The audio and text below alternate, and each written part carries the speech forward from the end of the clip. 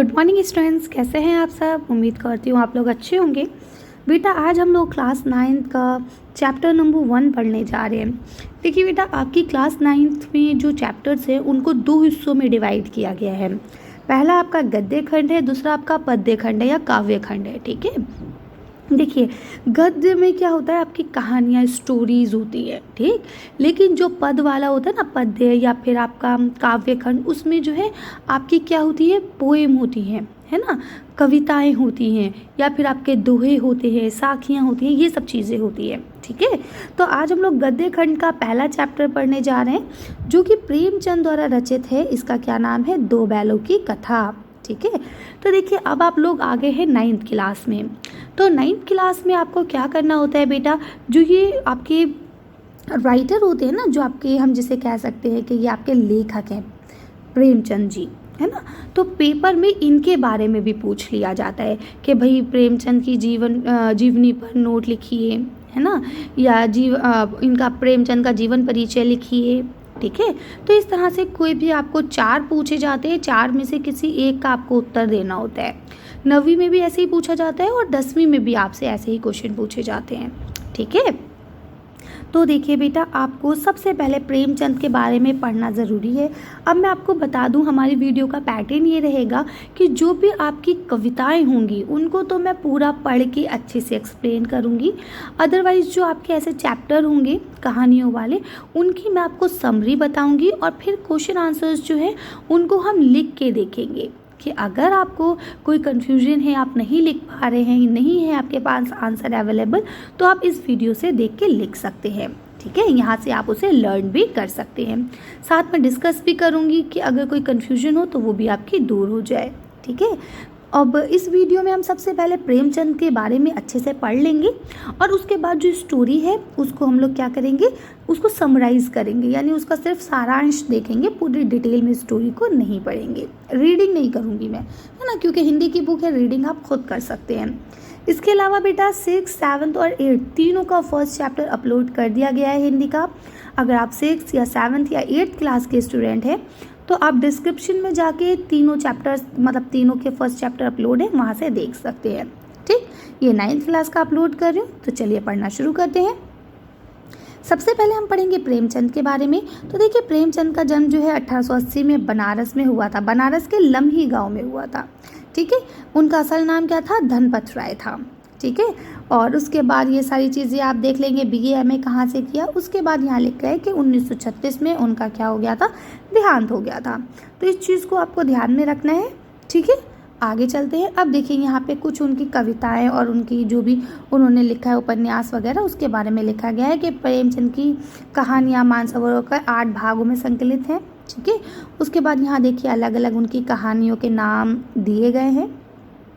ठीक है, इसके बाद थोड़ा सा अगर आप नीचे आएंगे तो यहाँ पे आपको दिया गया है कि इन्होंने, यानी प्रेमचंद ने अपने इसमें किसानों और मजदूरों की स्थिति को दिखाया है, यानी कि उनकी जो दयनीय स्थिति है ना, जो मतलब ख़राब, जिसके ऊपर दया की जा सके, है ना, और दलितों का शोषण कैसे हो रहा है, समाज में स्त्रियों का किस तरह से दुर्दशा है, किस तरह से स्त्रियों को कोई इज्जत, कोई सम्मान नहीं दिया जा रहा है ना, या फिर जो आपके स्वाधीनता के आंदोलन चल रहे थे गांधी जी के ज़माने में, उन सब को इन्होंने आधार बनाकर अपनी कहानियों को लिखा है। ठीक है, अब अगर हम बात कर लें आज के कहानी, ये देखिए यहाँ पे इन्होंने इसके बारे में यहाँ पे लिखा है, यही सारी चीज़ें। ठीक है, इसके बाद ये देखिए यहाँ पे आपको थोड़ा सा इनको बता दिया गया है कि उनकी भाषा जो है सरल है, सजीव है और मुहावरेदार है। ठीक है, यानी कि बिल्कुल आसान और सिंपल भाषा का इस्तेमाल करते हैं कि जब आप पढ़ें तो आपको सब चीज़ें बिल्कुल क्लियर समझ में आए। ठीक है, उन्होंने अरबी, फारसी, अंग्रेज़ी के प्रचलित शब्दों का प्रयोग कुशलतापूर्वक किया है। हाँ, ये बात बिल्कुल ठीक है, प्रेमचंद एक उर्दू के भी राइटर हैं, है ना। प्रेमचंद ने उर्दू में भी अपनी कहानियाँ और उपन्यास वगैरह लिखे हैं। तो कहते हैं कि प्रेमचंद ने अरबी, फ़ारसी और अंग्रेज़ी के अल्फाजों का, इनके शब्दों का भी बहुत अच्छे से इस्तेमाल किया है। ठीक है, अच्छा अब आज हम लोग जो पढ़ेंगे, तो आज हमारी जो कहानी है वो आपको पता है, देखिए यहाँ लिखा हुआ है दो बैलों की कथा, है ना।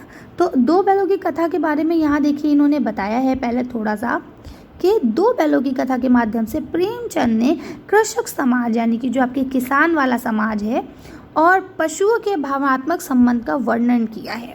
ठीक है, कि किस तरह से देखिए जो एक किसान होता है ना, उसके लिए उसके जानवर, चाहे वो उसकी गाय हो, चाहे वो उसकी भैंस हो, चाहे वो उसके बैल हों, वो उसके एक बिल्कुल बच्चे की तरह होते हैं, है ना। वो उसको बिल्कुल अपने बच्चों की तरह ही प्यार करता है, उनका पालन पोषण करता है, अगर वो उनके अपने होते हैं, है ना। वैसे तो अगर हम किसी दूसरे की भी लेते हैं तो भी भाई मानवता का व्यवहार तो हर किसी के साथ हमें करना चाहिए, लेकिन इस स्टोरी में कुछ अलग दिखाया गया है। क्या दिखाया गया अभी हम लोग जानेंगे स्टोरी के थ्रू। आगे लिखते हैं इस कहानी में उन्होंने ये भी बताया है कि स्वतंत्रता सहजता से नहीं मिलती, यानी कि जो आज़ादी है ना, आपको अपनी ज़िंदगी में अगर आज़ादी चाहिए है तो वो आपको आसानी से नहीं मिल सकती, है ना। आज़ादी के लिए हमें बहुत ज़्यादा संघर्ष करना पड़ता है, उसके लिए बार बार संघर्ष करना पड़ता है। ठीक है, कई बार तो आपको हार भी होगी, लेकिन हार कर आपको बैठना नहीं है, उसका दोबारा से डट कर सामना करना है। इस प्रकार परोक्ष रूप से ये कहानी आज़ादी के आंदोलन की भावना से जुड़ी हुई है, यानी कि हम कह सकते हैं कि यहाँ पे इन्होंने दिखाया है हमें किसान और ये सब, लेकिन असल में ये कहानी हम कह सकते हैं कि आज़ादी से भी जुड़ी हुई है। इसके साथ ही इस कहानी में प्रेमचंद ने पंचतंत्र और हितोपदेश की कथा परंपरा का उपयोग और विकास किया है, यानी कि जो हमारे देश में चली आ रही हैं परंपराएं उनका भी कहा है। अच्छा, अब हम आपको बताते हैं, तो ये है आपकी दो बैलों की कथा कहानी। इसको 5 हिस्सों में बांटा गया है, हम एक एक हिस्से को पढ़ते चलेंगे। तो ये पहला हिस्सा शुरू होता है, इसमें आपको थोड़ा सा इंट्रोडक्शन दिया गया है कि किस तरह से हम लोग गधे को बेवकूफ़ मूर्ख समझते हैं। किसी को हमें हद दर्जे का बेवकूफ़ कहना होता है ना, तो उनसे क्या कहते हैं, अरे भाई तुम सचमुच के गधे हो रहे हो बिल्कुल, है ना। यानी कि ये कहा जाता है कि गधे से ज़्यादा सीधा, गधे से ज़्यादा बेवकूफ़ कोई जानवर है ही नहीं। जबकि यहाँ पे आपके प्रेमचंद जी कहते हैं कि नहीं, ऐसा नहीं है। गधा जो है वो बहुत ज़्यादा सबरदार है, वो चीज़ों को समझता है और खामोखा में बकवास नहीं करता है ना।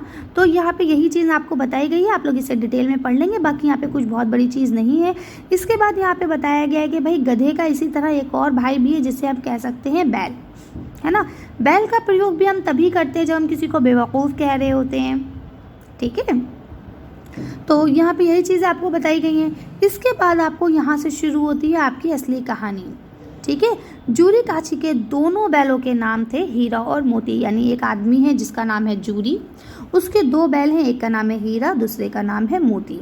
ठीक है, अब इसके बाद इस पूरे पैराग्राफ में आपको ये बताया गया है कि किस तरह से हीरा और मोती दोनों बैल हमेशा साथ में रहते थे, दोनों परछाई जाति। अब जैसे हिंदुओं में, मुसलमानों में, ईसाइयों में अलग अलग जाति होती है ना, उसी तरह से यहाँ पे गाय भैंस जानवरों में भी अलग अलग जाति होती है ना। तो यहाँ पे बताते हैं कि दोनों बैल जो हैं आपके वो परछाई जाति के थे, ये देखिए यहाँ लिखा हुआ है। फिर उनकी सुंदरता के बारे में बताया गया कि बहुत सुंदर थे, काम में भी बहुत चौकस थे, खूब लहीम शहीम थे, डील भी खूब ऊंचा था। डील माने क्या होता है, हाइट, है ना। तो यहाँ पे पूरा बताया गया कि भाई वो दोनों एक दूसरे की शक्ति थे, एक दूसरे के साथ रहते थे नांद में, जिसमें नांद किसे कहते हैं, जिसमें जानवर खाना खाते हैं, इस तरह से बना हुआ होता है ना। इसमें इधर से यहाँ से दोनों तरफ से, चारों तरफ से बल्कि जानवर लोग खाना खाते हैं, इसे नांद कहते हैं। ठीक है, नांद में एक साथ खाना खाते थे, एक साथ उठते थे, मुँह डालना, है ना, साथ में काम करना। जब वो जोतने के लिए जाते थे तो सोचते थे भाई ज़्यादा से ज़्यादा जोर मेरे ऊपर हो, है ना। कभी लड़ते नहीं थे, सींगों को आपस में मिला के प्यार व्यक्त करते थे कि भाई हम एक दूसरे से प्यार कर रहे हैं, है ना। मतलब कहने का मतलब यहाँ पे ये है कि भाई दोनों बैल जो हैं आपस में बहुत ज़्यादा मिलजुल कर प्रेम भाव से रहते थे। ठीक है, अब यहाँ पे थोड़ी सी बात चेंज होती है। यहाँ पे आप बताते हैं इस पैराग्राफ में कि भाई एक बार क्या हुआ, जूरी का साला आया, ठीक है, जिसका नाम है गया। ठीक है, वो उसे अपने साथ दोनों बैलों को ले गया। ठीक है, दोनों बैल जैसे तैसे करके बेचारे चले गए। उनको अब यहाँ पे थोड़ा सा बैल की भावनाओं का वर्णन किया गया है कि कहते हैं कि भाई अगर उनके पास मुंह होता तो वो पूछते कि हमने हमेशा आपकी मदद करी, हमेशा आपकी खातिर करी है, कब आपके एक इशारे पे जो आपने कहा हमने सारा काम किया है, फिर भी आप हमें बेच रहे हो। क्योंकि उसे नहीं पता कि ये हमें बेच नहीं रहे, ये हमें मुफ्त में दे रहे हैं अपने साले को, है ना। यहाँ देखिए लिखा हुआ भी है, पूछते हैं तुम हम गरीबों को क्यों निकाल रहे हो, हमने तुम्हारी सेवा में कौन सी कसर छोड़ी है ना। अगर तुम्हें हमसे मतलब पूरा नहीं पढ़ रहा था, पढ़ता नहीं पढ़ रहा था तो हमसे ज़्यादा काम करा लेते, कम खाने को देते, है ना, लेकिन हमें इस तरह बेच ना देते, क्यों बेच रहे हो हमें, है ना। तो अब क्या होता है, वो बेच देते हैं और वो दोनों चले जाते हैं बेचारे। ठीक है, जैसे ही वहाँ पहुँचते हैं, वहाँ पहुँचकर वो क्या करते हैं, रस्सियों को तोड़ देते हैं। देखिए यहाँ आ जाता है ना कि वो वहाँ पहुँच गए, उसके बाद दोनों क्या करते हैं, दोनों के अंदर दोनों शक्ति आ गई और एक ही झटके में दोनों ने रस्सियों को तोड़ दिया। ठीक है, और वहाँ से भाग खड़े हुए और सुबह ही सुबह अपने मालिक, असली मालिक जूरी के घर वापस पहुँच गए। ठीक है, अब जूरी ने जब उन्हें देखा तो जूरी भी बहुत खुश हुआ, है ना। और जूरी ने अब यहाँ पे अब जब उनकी पहले उसकी हालत को बताया गया है कि किस तरह से दोनों थे, कैसे उनके पाँव कीचड़ में भरे हुए थे, है ना, आंखों में उनके प्यार भरा हुआ था। ठीक है, इसे देख के जूरी भी बहुत खुश हो गया। जूरी ने जाके उनको गले लगा लिया, उन्हें प्यार किया, है ना। सब लोग तालियां बजाने लगे कि वाह कितना मोहब्बत है ना। फिर जब जूरी की बीवी आती है तो वो आके कहती है कि देखो दोनों कामचोर हैं, भाग आए, क्योंकि भाई वो तो उसके भाई के घर गए थे, है ना। तो अब वो बोलती है कि भाई तुम्हारे भाई ने खाना नहीं दिया होगा इसलिए भाग आए। तो इस तरह से थोड़े बहुत कमेंट पास होते हैं और वो वहीं रह जाते हैं और खुशी से वो लोग दोबारा से वहीं रहने लगते हैं। लेकिन जूरी की बीवी बोलती है कि नहीं, अब हम इन्हें खाना नहीं देंगे, हम इन्हें सिर्फ और सिर्फ सूखा भूसा देंगे, है ना। देखिए जो भैंस होती है, बैल गाय जो भी हैं, ये सब वो अब खली खाते हैं, चारा खाते हैं और भूसे को भी थोड़ा सा मिला के गेहूँ वगैरह और उस पर पानी वगैरह डाल के उनके लिए खाना बनाया जाता है, वो खाते। सूखा भूसा थोड़ी ना खा सकते हैं वो, तो बेचारे नहीं खाते, अब क्या करें, है ना। तो जब वो वापस आता है, देखता है कि वाकई बेचारे भूखा सूखा है। देखिए यहाँ लिखा हुआ है सारी चीज़ें, है ना। नहीं खाते तो अपने नौकर से कह देता है कि भाई थोड़ा सा इन्हें भूसा दे दो, है ना, सही से डाल के दे दो, जूरी उनसे कहता है। ठीक है, लेकिन वो क्या कहता है, नहीं मालकिन मुझे मार डालेगी। तो कहते चुरा के डाल दे। तो कहता ना दादा, अगर मैं चुरा के डालूंगा तो जब मालकिन मेरे ऊपर गुस्सा करेगी तो आप भी मालकिन जैसी बोलोगे, आप नहीं कहोगे कि मैंने कहा था हाँ चुरा के डाल दो। ठीक है, तो इस तरह से ये आपका फर्स्ट पार्ट समाप्त होता है। अब हम पढ़ेंगे सेकेंड पार्ट। अब देखिए सेकंड पार्ट की भी स्टोरी सेम यही है। क्या होता है, अगले दिन फिर जूरी का जो साला है गया, वो वापस आ जाता है और अब की से दोनों बैलों को ले जाता है गाड़ी में, है ना। लेकिन क्या होता है, दोनों बैल जा रहे होते हैं, कई बार वो उसे गिराने की कोशिश करता है। मोती देखिए यहाँ लिखा हुआ है ना। लेकिन क्या है, बेचारा हीरा जो बचा लेता है, छोड़ो ना, क्यों कर रहे हो, है ना। फिर वो रात तक घर पहुंच जाते हैं, दूसरे गांव जहां उन्हें जाना होता है। वहां पहुंचकर वो उन्हें मोटी सी रस्सी से बांध देता है, खाना नहीं देता है ना। खूब उनसे काम कराता है, अपने बैलों को तो खूब ढेर सारा खाना देता है, लेकिन उन्हें सूखा भूसा ही देता है। ठीक है, दोनों खाना ना नहीं खाते हैं। फिर क्या होता है, अगले दिन उनको बहुत ज़्यादा काम कराया जाता है, उनको मारा पीटा जाता है ना। फिर क्या होता है, लेकिन वो बेचारे चलते ही नहीं, वो कहते हैं हम करेंगे ही नहीं काम, कर लो क्या कर लोगे। फिर वो भी मार मार के थक जाता है, तो क्या काम करता है, उसके नाक में घुसेड़ने लगता है हीरे की, है ना। ये देखिए लिखा, हीरा के नाक में डंडा घुसेड़ने लगता है, जिससे ना उसे तकलीफ होती है। तो मोती को गुस्सा आ जाता है और वो चल के भागने लगता है एकदम इसे। फिर क्या मतलब, यहाँ पे हम देख सकते हैं कि दोनों जो हैं क्या कर रहे हैं, विरोध कर रहे हैं। जैसे कि हिंदुस्तानियों ने अंग्रेज़ी सरकार का किया था, अंग्रेज़ उन्हें मारते थे, अंग्रेज़ उन्हें सब कुछ करते थे, है ना, जान से तक मार देते थे। लेकिन वो कहते थे नहीं, हम नहीं करेंगे, हम तुम्हारी गुलामी नहीं करेंगे, है ना। वही चीज़ यहाँ पे दिखाने की कोशिश की गई है। तो पहले तो वो लोग उनसे करते हैं, लेकिन अब जो है गया भी डर जाता है। गया सोचता है भाई ना करो, पहले ही भागते हैं, लेकिन गया सोचता है कि अगर ये मतलब हीरा कहता है नहीं रुक जाओ, भागो मत, फिर ये हमें पकड़ लाएगा और भाग के जाएंगे कहाँ, असली घर जाएंगे, जूरी के घर जाएंगे, वहाँ से फिर हमें ले आएगा, इसलिए रुके रहो, मत जाओ। ठीक है, तो ये रुक जाते हैं। अब गया को भी ऐसा लगता है कि भैया ये इस वक्त गुस्से में, अगर मैंने इन्हें मारा या पीटा तो ये हमें उठा के पटक देंगे, है ना। तो वो चुपचाप उन्हें ले आता है घर, लेकिन फिर लाके यही करता है क्या कि उन्हें रूखा सूखा खाना देता है और उन्हें कुछ भी अच्छा नहीं देता। ठीक है, अब उनको क्या है, भूख बेचारों को लगी हुई है, लेकिन कैसे भूखा सूखा खाना है तो वो कैसे खाएंगे। फिर वो क्या देखते हैं कि एक सामने से छोटी सी प्यारी सी बच्ची आती है 2 रोटियां लेकर, है ना, और एक के मुंह में एक और दूसरे के मुंह में एक, दोनों के मुंह में एक एक रोटी डाल देती है। तो वो क्या होते हैं, उस रोटी से हो सकता है उनकी भूख थोड़ी देर के लिए शांत हो जाए, लेकिन उनके मन को बड़ा सुकून मिलता है कि वाकई यहाँ पे भी कुछ इंसान बसते हैं, है ना। यहाँ देखिए ये आपको छोटी सी बच्ची दिखाई गई है।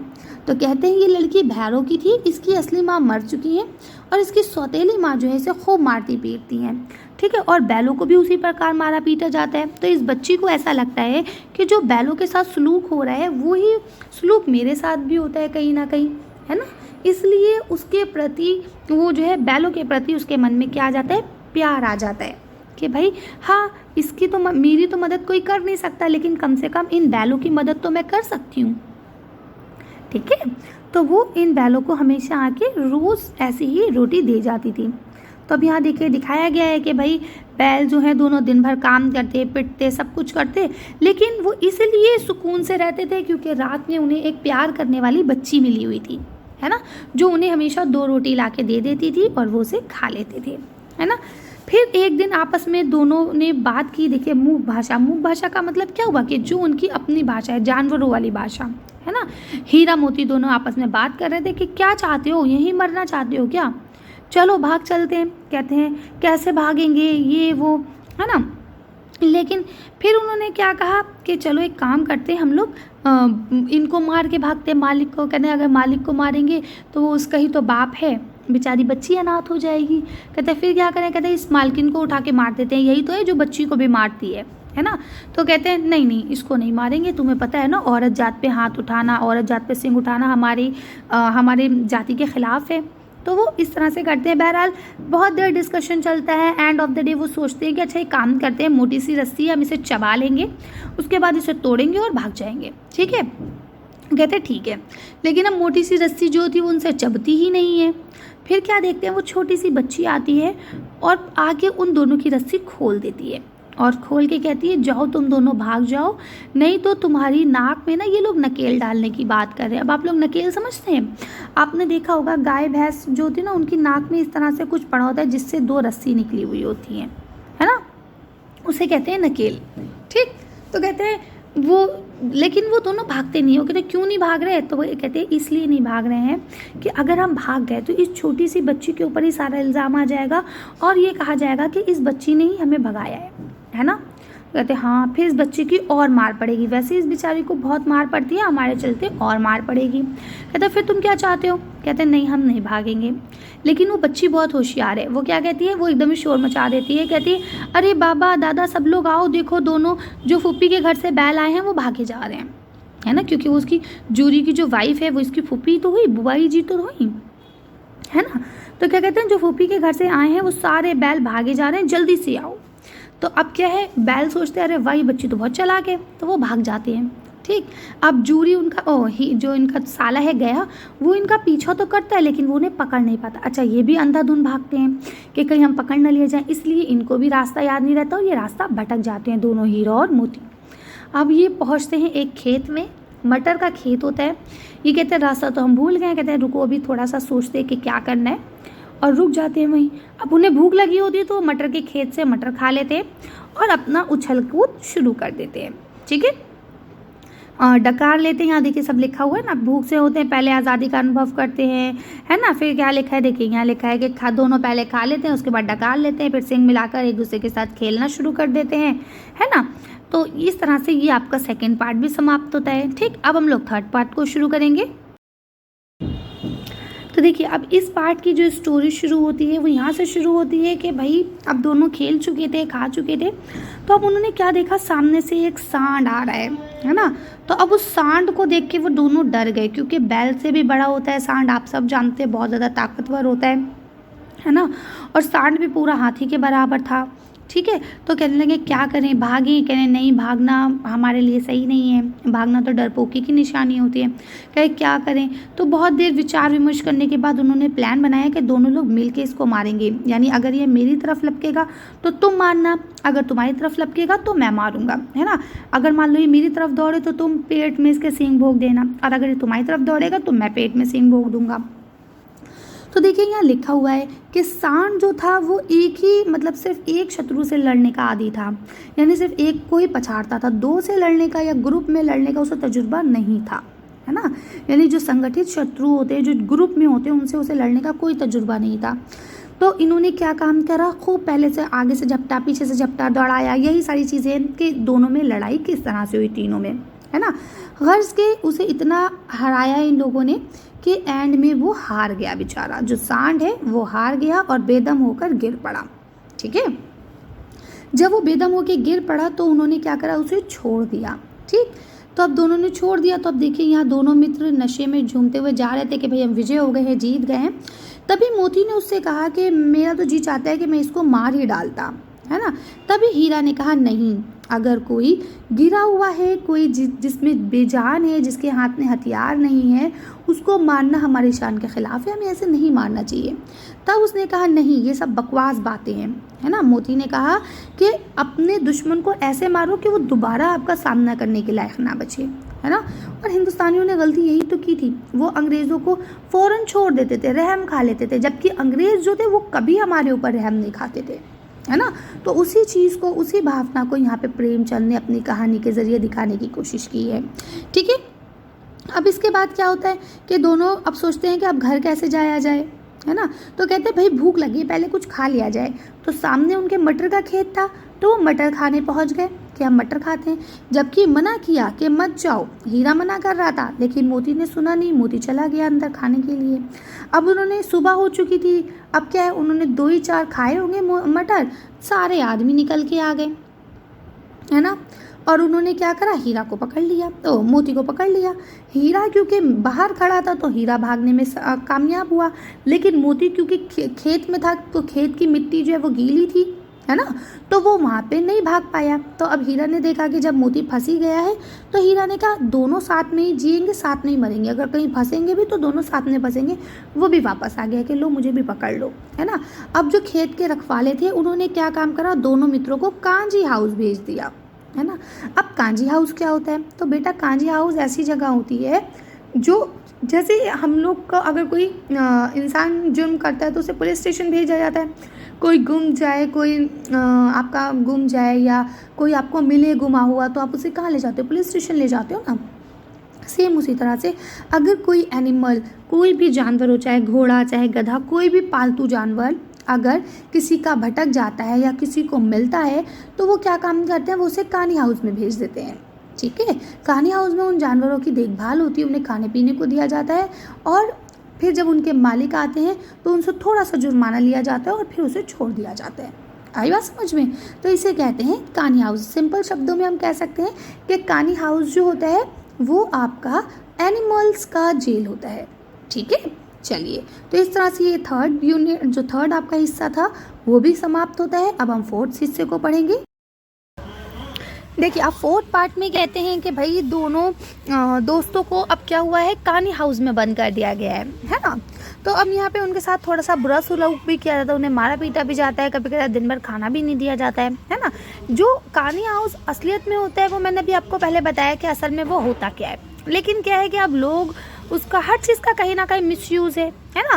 तो यहाँ पे भी उसके साथ दुर्व्यवहार करने लगते हैं वो लोग। तो अब इन दोस्तों का भी पहली बार ऐसा सापा पड़ा था, यानी ऐसा सामना हुआ था किसी मुसीबत से, जहाँ उन्हें सारा दिन खाने को नहीं मिला। इसके अलावा वहाँ पे कई भैंसे, कई बकरियाँ, कई घोड़े, कई गधे, बहुत सारे जानवर वहाँ पे मौजूद थे। और उसके बाद ये दोनों भी वहाँ पहुँच जाते हैं। ठीक है, उन लोगों को क्या है, वहाँ ना खाने को मिलता है ना पानी को मिलता है। आज कुछ पहले से ही दुबले पतले होते हैं, कुछ अधमरे से पड़े होते हैं, कुछ ऐसे होते हैं जो बेचारे उठ भी नहीं पाते हैं, एनिमल्स, है ना। तो यहाँ ये दोनों दोस्त देखते हैं और घबरा जाते हैं, और सारा दिन उन्हें कुछ नहीं मिलता खाने को। वो सोचते हैं शायद अब कोई आएगा, लेकिन कोई नहीं आता, है ना। तो अब यहाँ क्या बोलते हैं, कहते हैं कि भाई अब मोती, यहाँ देखिए लिखा है, मोती ने सर लटकाए हुए जवाब दिया कि भाई मुझे तो मालूम होता है कि अब प्राण ही निकल जाएंगे, क्योंकि दोनों को भूख लग रही है, कुछ मिल रहा नहीं है खाने को, है ना। तो गर्ज ये कि मोती ने हिम्मत हार दी, लेकिन हीरा बोलता है कि नहीं नहीं, इतनी जल्दी हिम्मत मत हारो, कुछ ना कुछ उपाय निकालेंगे, चलो दीवार तोड़ के भाग चलते हैं। तो कहते हैं मेरे अंदर इतनी हिम्मत ही नहीं है कि मैं कुछ कर पाऊँ, है ना। लेकिन जो आपका यहाँ पे जो लिखा है ना, हीरा जो है वो क्या काम करता है, वो दीवार को अकेले ही तोड़ना शुरू कर देता है। वो कहता है तुम मैं नहीं कर रहे ना, कोई बात नहीं, मैं खुद तोड़ लूँगा। तो हीरा जैसे ही मारता है तो कुछ दीवार टूटती है, उसको हिम्मत मिलती है, वो बहुत तोड़ता है गर्ज रात में वो तोड़ना शुरू कर देता है। लेकिन क्या होता है, तभी एक वहाँ का चौकीदार आ जाता है हाज़िरी लेने के लिए। अच्छा, कहानी हाउस में जानवरों की हाज़िरी इसलिए लगती है कि कोई जानवर भागा तो नहीं, सारे जानवर मौजूद हैं, किसी जानवर ने किसी दूसरे जानवर को तो नहीं मतलब हानि पहुँचाई। तो इन सब चीज़ों को देखने के लिए कहानी हाउस में हाज़िरी लगती रहती है। तो वहीं पे चौकीदार आता है रात में हाज़िरी लगाने के लिए जानवरों की। तो वो क्या देखता है कि भाई ये मोती जो है ये क्या कर रहा है, तोड़ रहा है दीवार को। तो क्या करते हैं, मोटी सी रस्सी लेते हैं और उसको डाल देते हैं। ठीक है, तो नहीं सॉरी हीरा है ना। तो फिर मोती कहता है आया ना मज़ा, पड़ी मार, कह रहा था मत करो, कुछ नहीं मिलने वाला यहाँ पे। तो हीरा ने क्या कहा कि भाई ऐसे मरने से बेहतर है कुछ करके मरो, है ना। और उसको तो रस्सी बांध देते हैं। लेकिन अब क्या होता है, अब हीरा जो है मोती को इतना उकसाता है कि मोती अब तोड़ने को तैयार हो जाता है। और मोती जब तोड़ता है तो दीवार आधी से ज़्यादा टूट जाती है ना। और उसके बाद सारे जानवर जो हैं, जो मरे हुए पड़े होते हैं ना, जो बिल्कुल मरगिल्ले से पड़े होते हैं, जिनके अंदर ताकत भी नहीं होती है, वो भी उठ के भाग जाते हैं। लेकिन सिर्फ और सिर्फ एक गधा होता है जो नहीं जाता है। तो हीरा उनसे पूछता है भाई तुम क्यों नहीं भाग रहे हो, देखिए यहाँ लिखा हुआ है ना कि भाई तुम क्यों नहीं भाग रहे हो। तो कहते हैं नहीं हम नहीं भागेंगे क्योंकि फिर पकड़ लिए जाएंगे, फिर हमें यहीं आना है, इससे अच्छा भागो ही मत। तो बहरहाल वो लोग नहीं भागते हैं। लेकिन लास्ट में हीरा जो है वो क्या करता है, मोती जो है उनको सींग मार मार के उन्हें बाहर निकाल देता है। और सिर्फ अब कौन बचता है, अब उस कहानी हाउस में बचते हैं हीरा और मोती।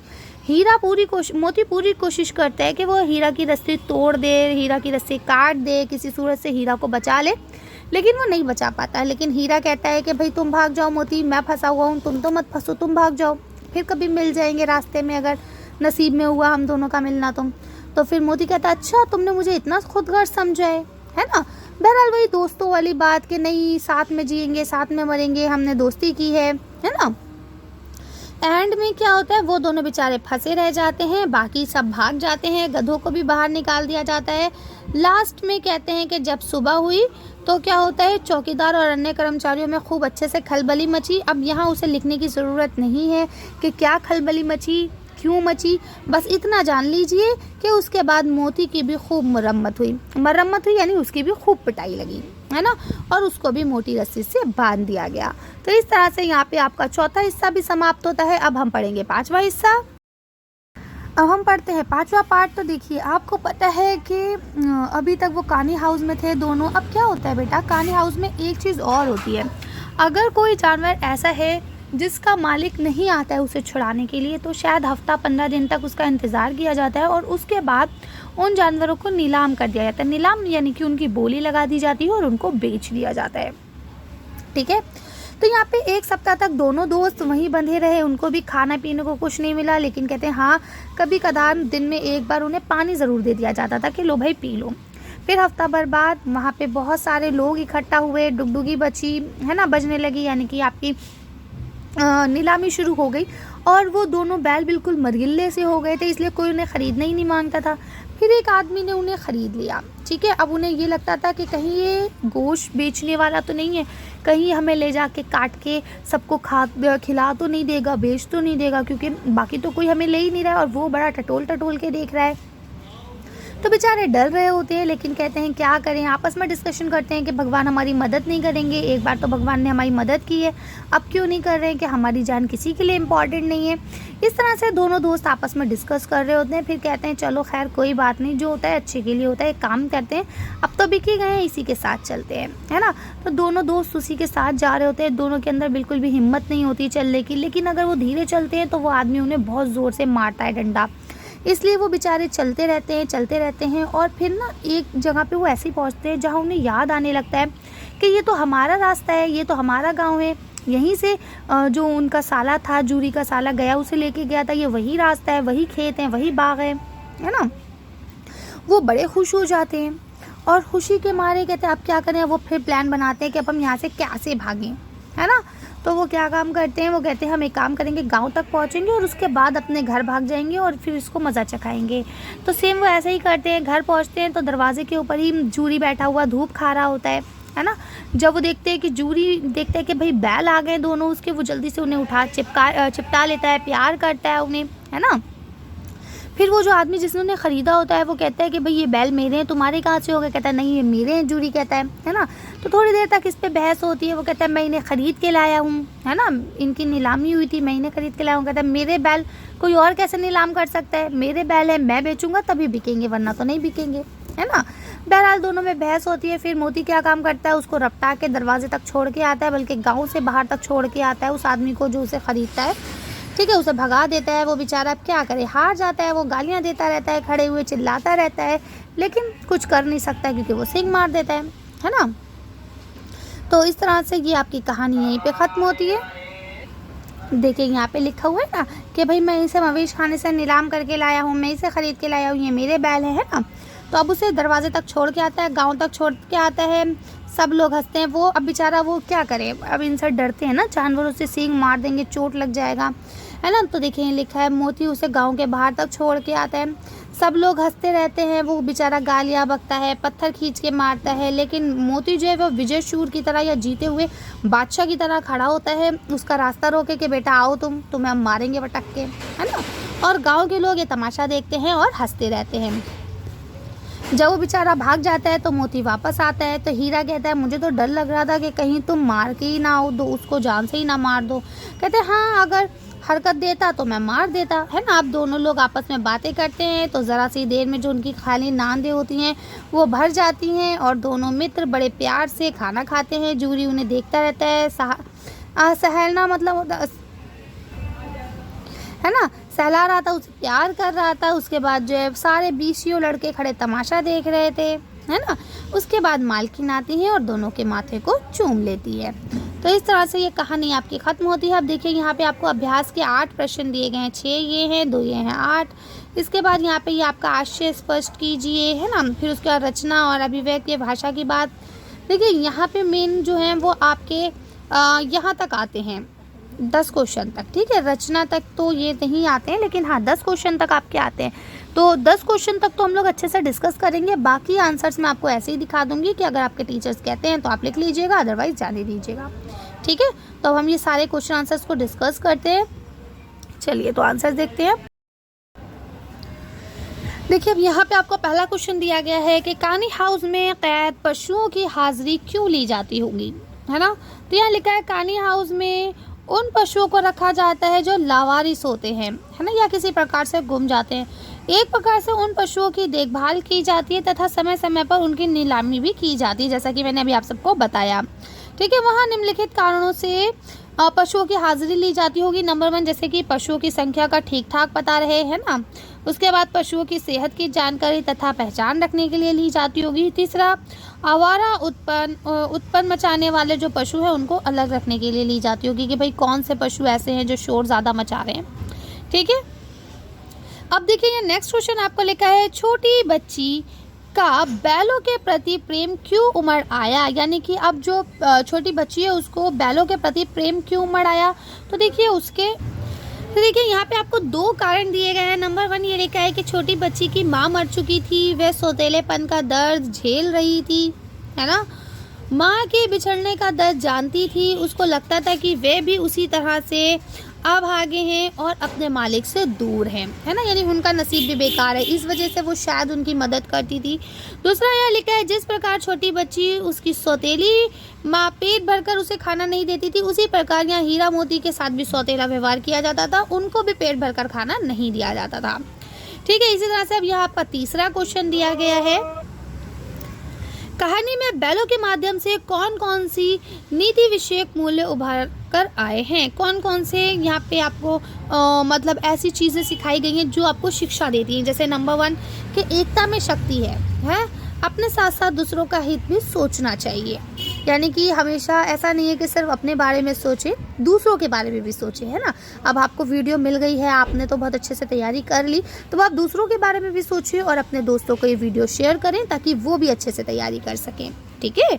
इसके बाद लिखा है सच्चा मित्र मुसीबत के समय किसी भी स्थिति में कभी भी साथ नहीं छोड़ता। बिल्कुल ठीक बात है ना। अगर आपने सच्ची दोस्ती की है तो आपका दोस्त चाहे अच्छी परिस्थिति हो या बुरी, है ना, कभी आपका साथ नहीं छोड़ेगा। इसके बाद देखिए यहाँ लिखा है समाज के सुखी संपन्न लोगों को भी अन्य वर्गों की भलाई में योगदान देना चाहिए। यानी जो लोग समाज में बहुत अच्छी सी जिंदगी जी रहे हैं उनको भी क्या करना चाहिए, अपने समाज में योगदान देना चाहिए। जो लोग बेचारे गरीब हैं या नहीं है उतने अच्छे, उनके लिए। इसके अलावा एक सबसे इम्पॉर्टेंट चीज़ ये बताई गई है कि आज़ादी का बहुत मूल्य है ना। चाहे कोई भी आदमी हो, चाहे मनुष्य है, चाहे जानवर है, वो आज़ादी के लिए किसी भी तरह का कोई भी कष्ट उठा सकता है, बस उसे आज़ादी प्रिय है। ठीक है, आगे चलते हैं। चौथा क्वेश्चन लिखा हुआ है, प्रस्तुत कहानी में प्रेमचंद ने गधे की किन स्वभावक विशेषताओं के आधार पर उसके प्रति रूढ़ अर्थ यानी मूर्खता का प्रयोग ना करके किसी एक अन्य अर्थ की ओर संकेत किया। यानी कि ऐसे क्या क्या बताया उन्होंने, तो जैसा मैंने अभी आपको बताया, तो आप देख सकते हैं कि भाई उन्होंने कहा कि गधे का स्वभाव बहुत सरल होता है, इसके लिए उसे ना मूर्ख समझा जाता है। जबकि प्रेमचंद ने यहाँ हमें बताया है कि भाई गधे का में सहनशीलता होती है ना, उसके स्वभाव में सहनशीलता है, वो कितना भी वजन उठा लेता है, कोई भी मारे बेचारा कुछ नहीं कहता है, सरलता है, सहनशीलता है, इस ओर हमारा ध्यान उन्होंने खींचा है। और प्रेमचंद खुद कहते हैं कि सद्गुणों का इतना अंधार है उसके अंदर कि वो सीधा हो गया है, बिल्कुल सीधा मालूम होता है ना। तो इस तरह से आप लिख सकते हैं। अगला लिखा है, किन घटनाओं से पता चलता है कि हीरा और मोती में गहरी दोस्ती थी। तो देखिए आप ये सारी घटनाएं लिख सकते हैं कि भाई वो साथ में खाते पीते थे, दिन भर साथ में रहते थे, हल जो उतना सब कुछ साथ में करते थे। मटर के खेत में पकड़े जाने के बाद जब भाई मोती पकड़ा जाता है ना, हीरा तो बचा हुआ होता है ना, लेकिन फिर भी हीरा वापस आ जाता है। इसमें 3 ही मेंशन है, बाकी भी आप मेंशन कर सकते हैं। जब कहानी हाउस में वो भागने वाले होते हैं, है ना, तो मोती खुला हुआ होता है, हीरा नहीं खुला होता, हीरा बंधा होता है, लेकिन मोती उसके लिए रुक जाता है ना। पिटते हैं तो साथ में, बचते हैं तो साथ में, एक दूसरे के लिए करते हैं, तो इससे पता चलता है कि ये दोनों हमेशा साथ रहते हैं। अब आपको छठा क्वेश्चन लिखा है, लेकिन औरत जात पर सींग चलाना मना है, ये भूल जाते हो। हीरे के इस कथन के माध्यम से स्त्री के प्रति प्रेमचंद के दृष्टिकोण को स्पष्ट कीजिए। तो हीरे के जो हीरा है यानी कि आपका बैल, कहते हैं इस कथन से ये ज्ञात होता है कि उस समय समाज में स्त्रियों की स्थिति अच्छी नहीं थी, है ना, उनको नीचे या कम दर्जे का समझा जाता था, समाज में स्त्रियों के साथ दुर्व्यवहार किया जाता था, उन्हें शारीरिक यातना दी जाती थी, यानी उन्हें मारा पीटा भी जाता था, है ना। वह पुरुषों द्वारा शोषित थी, यानी पुरुष जो है उनका शोषण करते थे, उनको घर नहीं बाहर नहीं निकलने देंगे, है ना, उनकी मर्जी की चीज़ें नहीं देंगे। इसलिए समाज में ये नियम बनाए जाते थे कि उन्हें पुरुष समाज यानी कि पुरुष समाज जो है शारीरिक दंड ना दे। यानी कि अगर भाई जो वो अपने घर में सह रही हैं वो तो सह रही हैं, लेकिन बाहर का कोई भी आदमी उनको इस तरह से शारीरिक दंड नहीं दिया जाएगा। हीरा और मोती भले ही इंसानों के प्रतीक हैं, इसीलिए उनके कथन सभ्य समाज पर लागू होते हैं। यानी कि यहाँ पे हीरा और मोती असल में तो इंसानों के प्रतीक है ना, रियल में कोई वो बैल थोड़ी ना है। यहाँ पे तो इंसानों को दिखाने की कोशिश की गई है, अंग्रेजी सरकार को दिखाने की कोशिश की गई है। ठीक है, अब अगला पढ़ते हैं। देखिए यहाँ लिखा हुआ है, किसान जीवन वाले समाज में पशु और मनुष्य के आपसी संबंधों को कहानी में किस तरह व्यक्त किया गया है। तो देखिए यहाँ पे आपको बताया गया है, पशु आदिम काल से ही मनुष्य के साथ ही रहे हैं, यानी शुरू से जब आदिम हम कहते हैं ना जो बिल्कुल प्राचीन काल है, तब से मनुष्य और पुरुष हमेशा साथ रहे हैं, है ना। सभ्यता संस्कृति के विकास मनुष्य और पुरुष जो आपके पशु हैं एक दूसरे के पूरक रहे, यानी दोनों साथ साथ चले, दोनों का विकास एक साथ हुआ है ना। किसान के लिए पशु तो वरदान के समान है। जाहिर सी बात है, मैंने भी आपको शुरू में क्या बताया कि एक किसान अपने जानवरों को बिल्कुल अपने बच्चों की तरह पालता है, उसका पालन पोषण करता है, उसका केयर करता है ना। तो यहाँ पे वही चीज़ें आपको बताई गई हैं कि यहाँ पे इनका संबंध इस तरह से दिखाया गया है कि भाई मोती के जूरी जो है वो हीरा मोती को किस तरह से बच्चों की तरह प्यार करता है ना, वह उन्हें अपनी आंखों से दूर नहीं करना चाहता है। इससे पता चलता है कि भाई किसान जीवन में पशुओं का बहुत महत्व है। इसके बाद यहाँ लिखा है, इतना तो हो ही गया कि 9-10 प्राणियों की जान बच गई, वह सब तो आशीर्वाद देंगे। मोती के इस कथन के आलोक में उसकी विशेषता बताइए। अब देखिए मोती का ये कथन कब का है, मोती का ये कथन तब का है जब कानी हाउस से वो सारे जानवरों को छुड़ा देते हैं और वो बेचारे खुद फंसे रह जाते हैं वहीं पे, है ना। तो ये कथन तब का है। तो अब उसने ऐसा क्यों कहा होगा, तो यहाँ लिखते हैं कि भाई मोती ने ऐसा इसलिए कहा होगा मोती का स्वभाव उग्र होते हुए वे दयालु था, है ना। यानी हमें इससे पता चलता है कि भाई वो बहुत ज़्यादा दयालु था। मोती सच्चा मित्र था, वह मुसीबत के वक्त अपने मित्र हीरा का साथ नहीं छोड़ना चाहता था, इसलिए वो वहाँ बैठा हुआ था। ठीक है, मोती परोपकारी और बुद्धिमान है, तभी वे कार्नी हाउस में बंद जानवरों की जान बचाता है ना। वो अक्लमंद है, उसने तोड़ दिया। वैसे ये काम हीरा शुरू करता है, उसे ख़त्म मोती करता है। ठीक है, मोती साहसी है और वह हीरा की मदद से सांड को भी पराजित कर देता है। आई बात समझ में। और इसके बाद यहाँ लिखा हुआ है, मोती अत्याचार का विरोधी है, इसलिए कार्नी हाउस की दीवार तोड़कर विरोध प्रकट किया था। आई बात समझ में। तो इस तरह से ये आपके होते हैं 8 क्वेश्चन जो मेन है वो कंप्लीट। इसके बाद यहाँ देखिए आपका आशय स्पष्ट कीजिए आता है। तो यहाँ पे 1, 2 ये 2 क्वेश्चन ये है आपका आशय स्पष्ट कीजिए। तो यहाँ से आप लिख लेंगे, मैं इसे अब डिस्कस नहीं कर रही हूँ। इसके बाद यहाँ पे 10वां क्वेश्चन है, इसमें आपसे कहा गया है कि जो सही है उस पर आपको करना है। तो इसमें सिर्फ गा सही है, उसको आप कर लेंगे। फिर यहाँ देखिए रचना और अभिव्यक्त भी दिया गया है, इसको आप देख लेंगे। ठीक है, ये सारे आंसर्स मैं रोक रही हूँ 1-1 सेकंड के लिए, आप स्क्रीनशॉट ले सकते हैं, पढ़ सकते हैं।